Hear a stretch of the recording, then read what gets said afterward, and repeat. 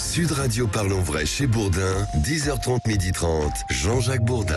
Il est 10h30, bonjour à toutes et à tous et merci d'être avec nous. 0826 300 300, Parlons Vrai chez Bourdin. La réforme des retraites, c'est la semaine de vérité. Jeudi, grève et manifestation. Serez-vous en grève? Irez-vous manifester?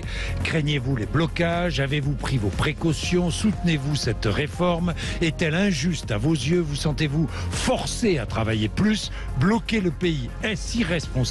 Ces questions et beaucoup d'autres toute la semaine sur Sud Radio, la radio où chacun s'exprime librement. 0826 300 300 Sud Radio, c'est là que ça se passe à 12h05.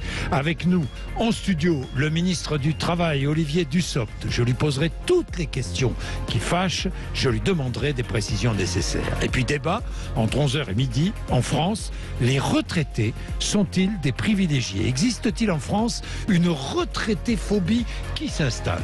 Dans un instant avec nous, le député Renaissance, auteur d'une proposition de loi destinée à sécuriser l'approvisionnement des Français en produits de grande consommation. S'agit-il de bloquer les prix de certains produits? Parallèlement, le gouvernement travaille à un panier anti-inflation composé d'une vingtaine de produits de grande consommation vendus à prix coûtant. Et puis à 10h45 avec nous, Claire Hédon, la défenseur des droits. Un an et demi après son rapport sur les EHPAD, Claire Hédon nous dira que les recommandations pour améliorer la vie des résidents d'EHPAD n'ont pas été mises en place. Vous êtes sur Sud Radio. Il est 10h32 avec nous. Frédéric de Crozaille, qui est député La République En Marche, enfin Renaissance, du Val-de-Marne. Frédéric de Crozaille, bonjour. Bonjour. Merci d'être avec nous. Vous êtes l'auteur de cette proposition de loi visant à rééquilibrer les négociations commerciales entre industriels et grands distributeurs. Bruno Le Maire, le ministre de l'économie, a réagi. Cette proposition de loi de la majorité doit être retravaillée, dit-il. Vous allez le faire ?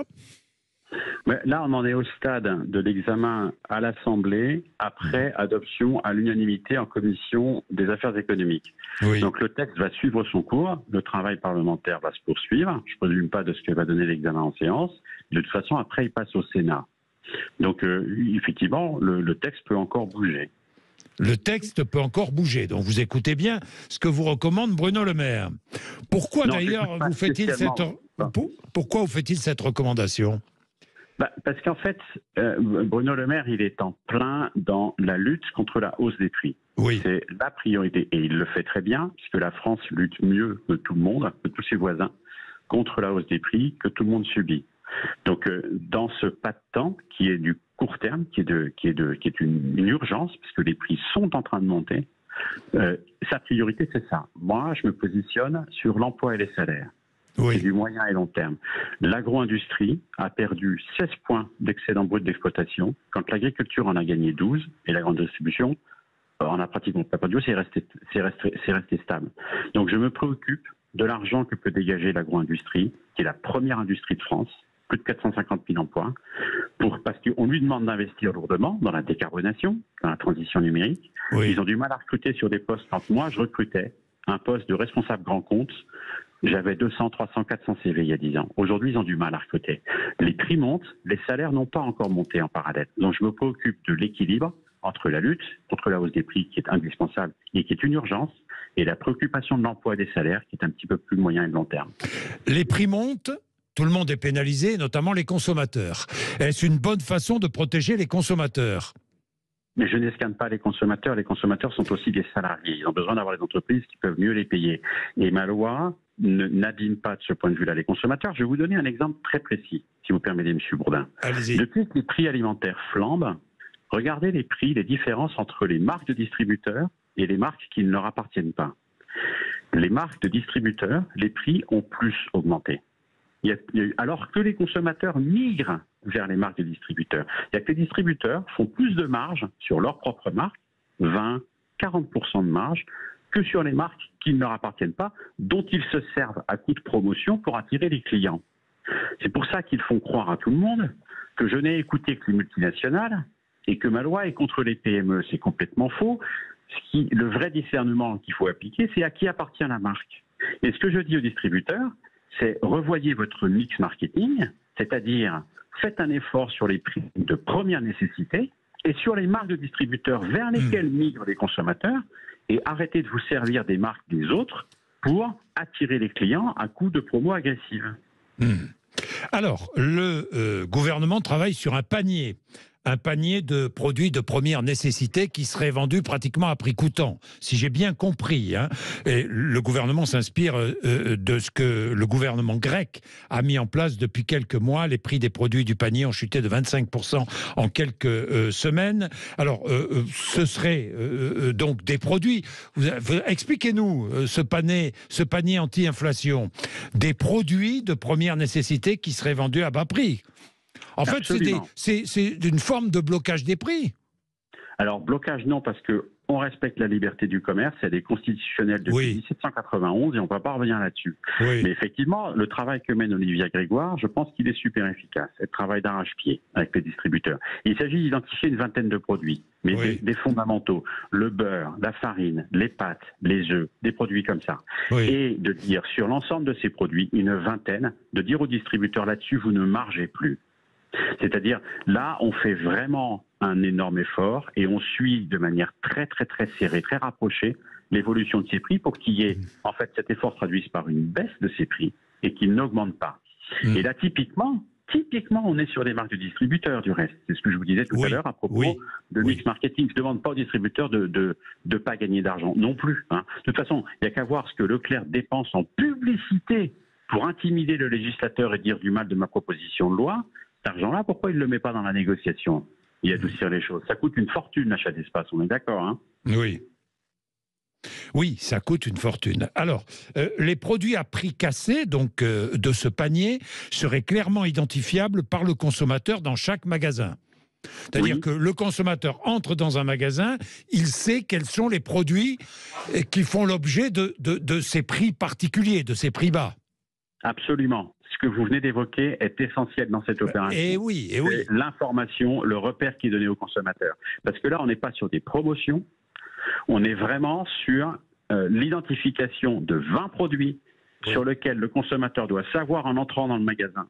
Sur ces 20 produits-là, l'effort est tel que vous profiterez des prix les plus bas. Et ils ne montent pas. Alors, les distributeurs nous disent, mais nous faisons déjà des promotions sur de nombreux produits. Tout ça va se mélanger dans l'esprit du consommateur. C'est vrai, mais ça se travaille. Je pense qu'en termes de communication, ils peuvent parfaitement apporter de la clarté. La promotion, c'est le coup de pub qui vous fait venir. C'est achetez-en un, on va vous en donner deux, attention, il n'y en aura bientôt plus. Là, ça ne va pas du tout être le même type d'information. C'est les produits courants. Il y aura même de non-alimentaire. Il y aura des produits d'hygiène parce que tout le monde se lave le matin. Donc il va y avoir des produits dont on a tous besoin. Tout le monde va comprendre ce dont on parle. C'est des achats répétés de la vie de tous les jours.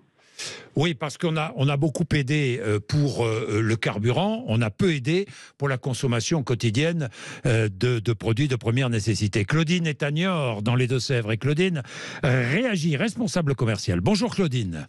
Oui, bonjour Monsieur Bourdin, bonjour Monsieur... de Crozaille.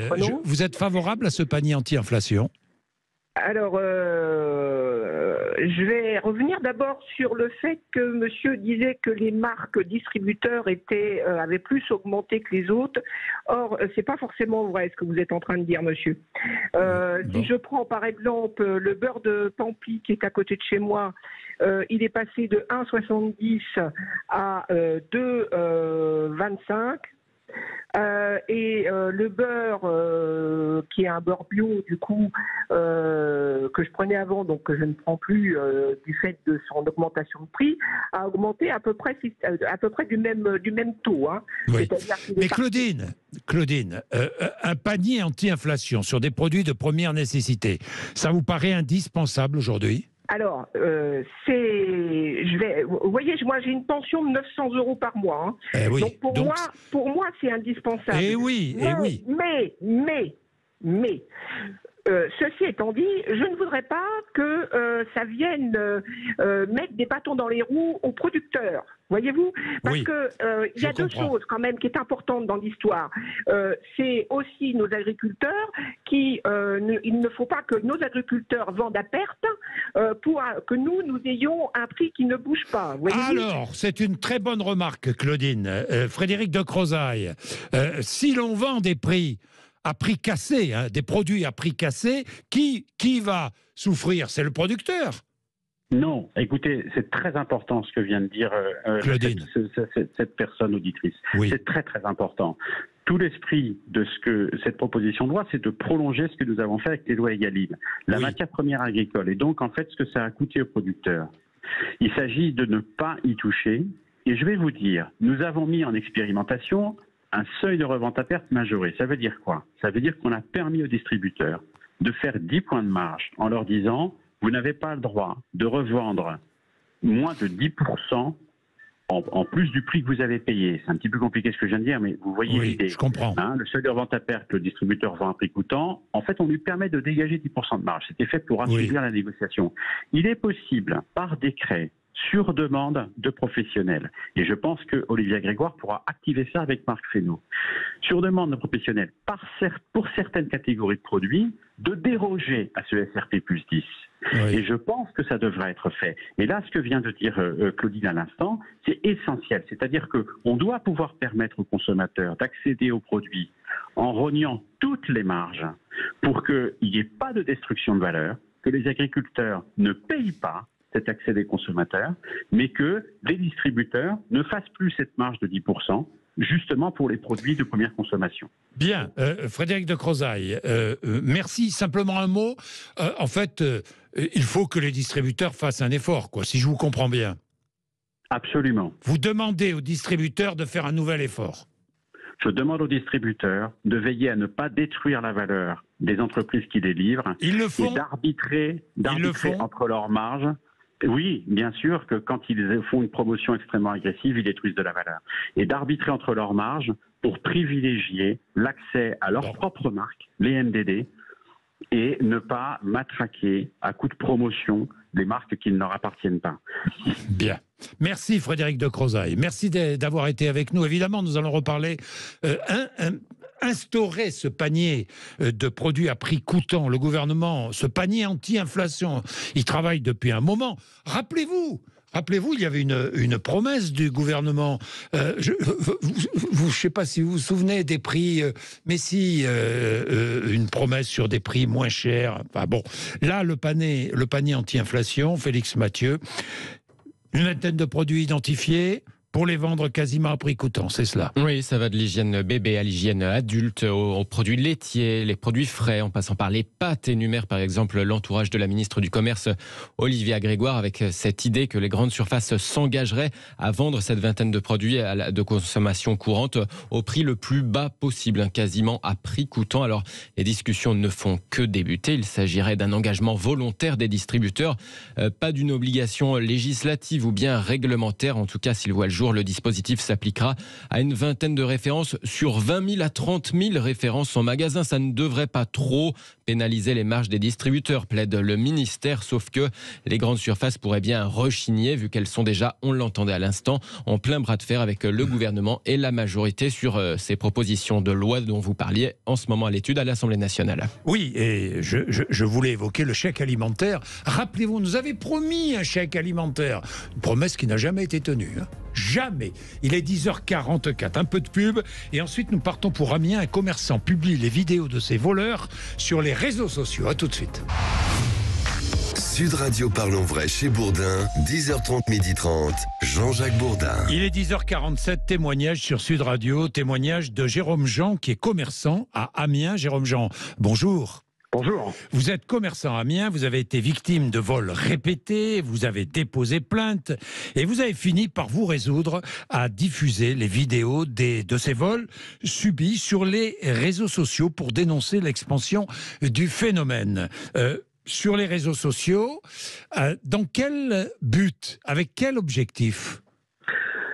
Eh bien, il y avait deux objectifs. Le premier objectif, c'est apporter ma solidarité à tous mes confrères commerçants Alors, je suis pas le représentant des commerçants, mais je fais ce métier depuis de nombreuses années. C'est un métier magnifique qui, au fur et à mesure des années, n'a plus le relief qu'il avait. Mais il y a 30 ans en arrière, être commerçant, c'était presque une chance et on était respecté. Aujourd'hui, c'est plus le cas. Donc, ce qui m'arrive, moi, à Amiens, arrive dans plein de boutiques en France. Donc déjà, j'apporte mon soutien à tous mes confrères et on ne peut plus se laisser faire comme ça.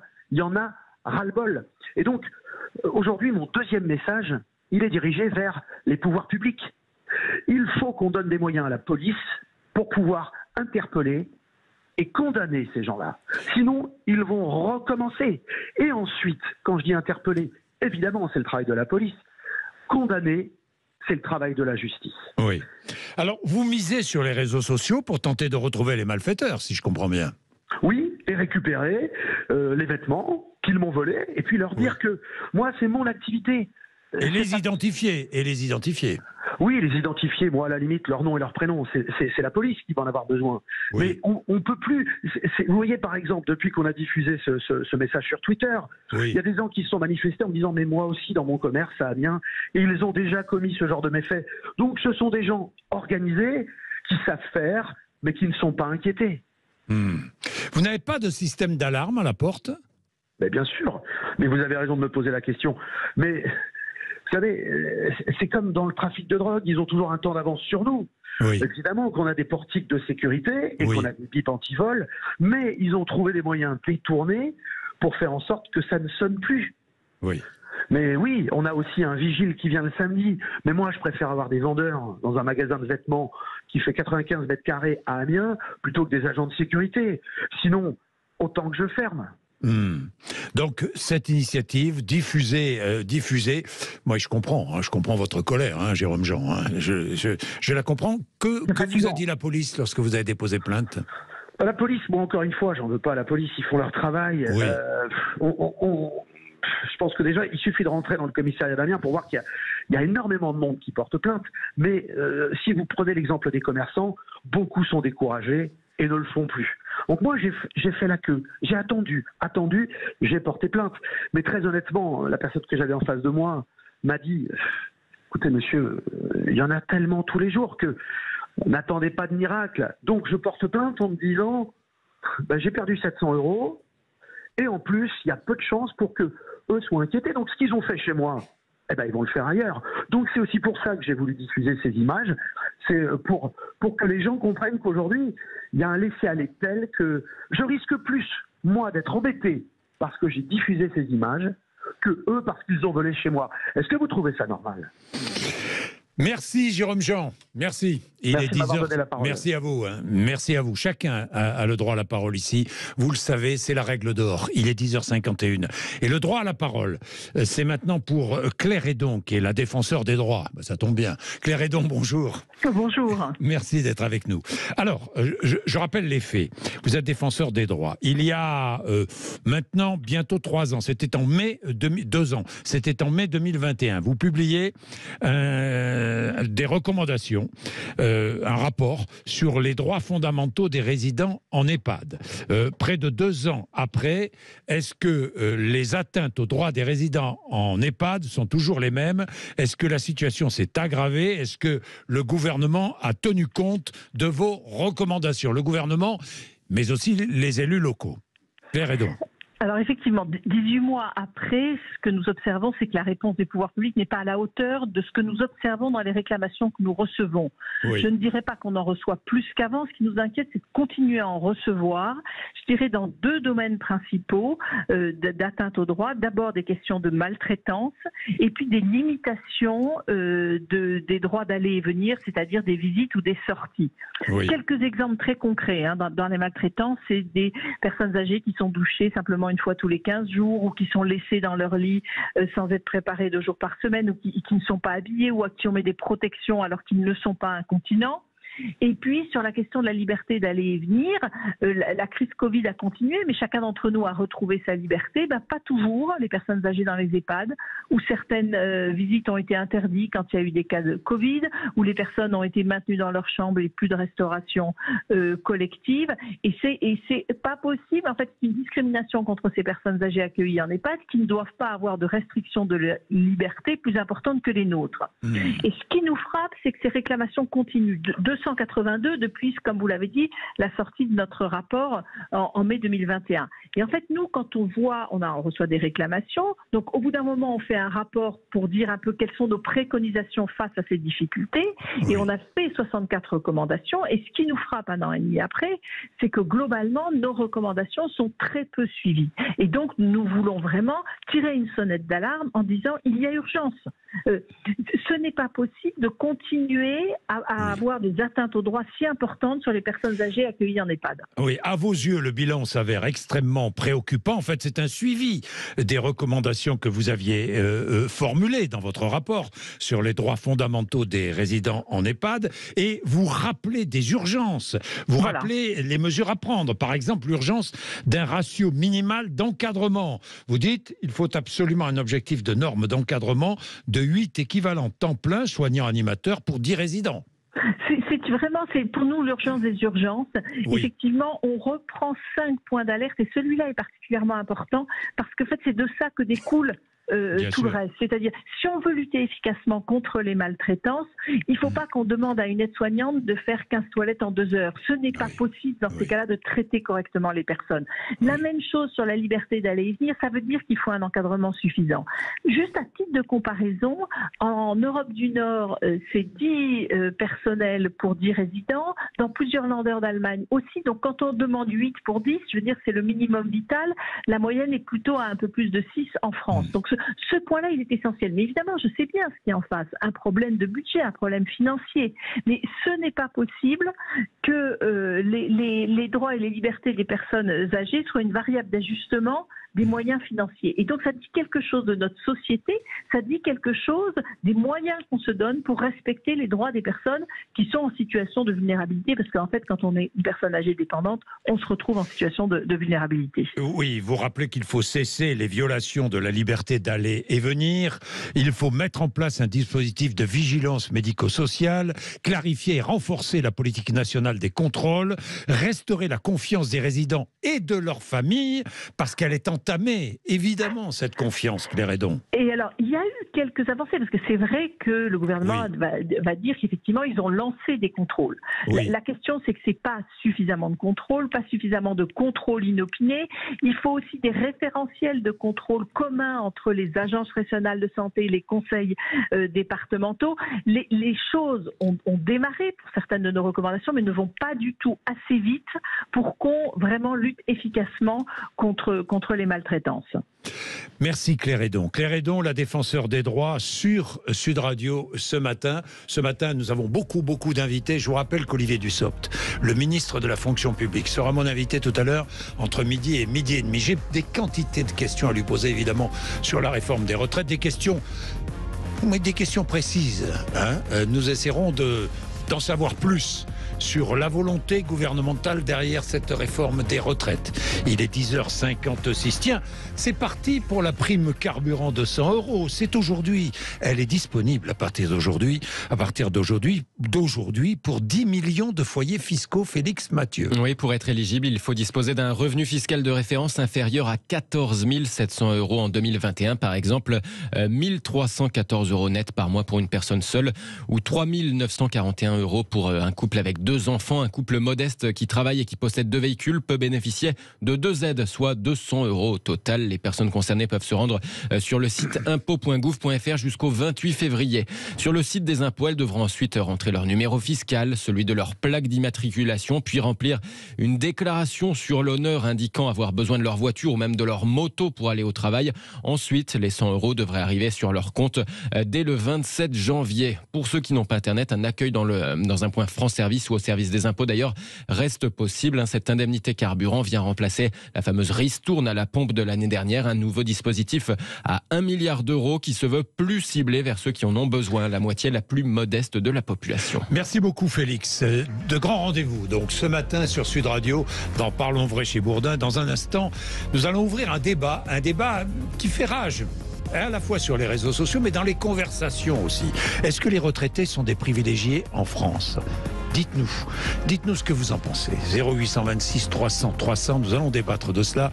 Et ensuite, je le rappelle, Olivier Dussopt, le ministre du Travail, sera notre invité tout à l'heure entre midi et midi et demi. Vous ne ratez rien. Vous êtes sur Sud Radio, 0826 300 300. C'est votre radio. À tout de suite, 10h58.